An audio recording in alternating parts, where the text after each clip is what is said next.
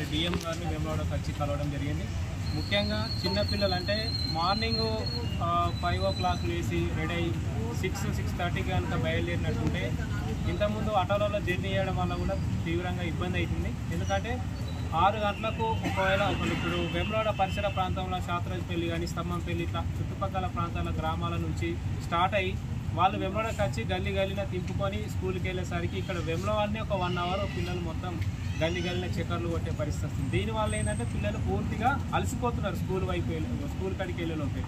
ఆ తర్వాత డైరెక్ట్ ఇక్కడ బస్టాండ్కి వచ్చి వెళ్ళిపోదామంటే ఈ టైంలో బస్సులు లేకపోవడం వల్ల అక్కడ 8:20 నిమిషాలకు 8 గంటల 20 నిమిషాలు కనుక స్కూల్లో రీచ్ కాకపోతే ప్రిన్సిపాల్ గారు స్కూల్లోకి అలో చేయలేని పరిస్థితి ఉన్నది. కాబట్టి ఇక్కడ డిపో మేనేజర్ గారిని మీ పేరెంట్గా మేము రిక్వెస్ట్ చేసేది ఏంటంటే అధిక భారం అంటే ఆర్థికంగా కూడా భారం అవుతుంది ప్రైవేటు వాహనాలను ఆశ్రయించడం వల్ల.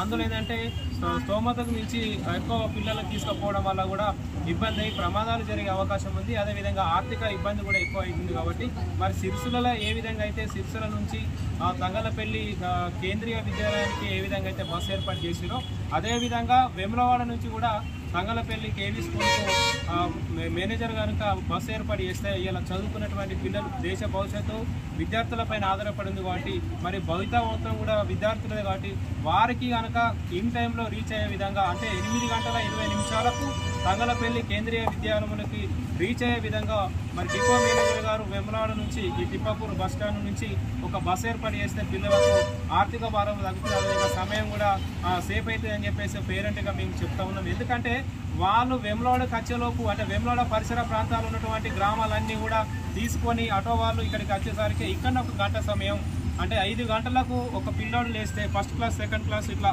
వాళ్ళు స్టార్టింగ్ నుంచే వాళ్ళు స్కూల్కి వెళ్ళేటువంటి సమయంలో 5 గంటలు లేస్తే 6 గంటలకే ప్రయాణం స్టార్ట్ చేసి 6:30, 7:30 వరకు కూడా వేములవాడ ప్రాంతాన్ని తిరిగేసరికి అలసిపోతున్నారు. కాబట్టి మరి డిపో మేనేజర్ గారు పేరెంట్స్ను వారి యొక్క పిల్లల భవిష్యత్తును దృష్టిలో ఉంచుకొని వారి యొక్క ఆర్థిక పరిస్థితులను కూడా దృష్టిలో ఉంచుకొని ఈ వేములవాడ నుంచి కేంద్రీయ విద్యాలయం వరకు బస్సు ఏర్పాటు చేసినట్టుంటే దాదాపు ఒక 100 మంది విద్యార్థులందరూ కూడా ఈ సౌకర్యాన్ని వాడుకోవడం జరుగుతుంది. మీరు కూడా వాళ్ళ భవిష్యత్తుకు ఉపయోగపడే వాళ్ళు ఉంటారు. కాబట్టి దయచేసి డిపో మేనేజర్ గారు ఈ పేద పిల్లల ఆర్థిక భారాన్ని దృష్టిలో ఉంచుకొని వారి యొక్క చదువును దృష్టిలో ఉంచుకొని ఈ ప్రయాణం చేయడం వల్ల వారి యొక్క సమయాన్ని కూడా దృష్టిలో ఉంచుకొని వారి యొక్క టైం టేబుల్ ప్రకారం మీరు ఒక బస్సు మార్నింగ్ అక్కడ దించి తర్వాత మళ్ళా సాయంత్రం 2:40 కనుక మీరు ఏర్పాటు చేస్తే మీరందరూ ఈ పిల్లల భవిష్యత్తుకు ఎంతో దోహదపడిన వాళ్ళు అవుతారని చెప్పేసి ఈ సందర్భంగా మిమ్మల్ని రిక్వెస్ట్ చేస్తున్నాం. మరొకసారి ఈ సమస్య పైన దృష్టి పెట్టి వెంటనే మాకు బస్సు ఏర్పాటు చేయాలని కోరుతున్నాం.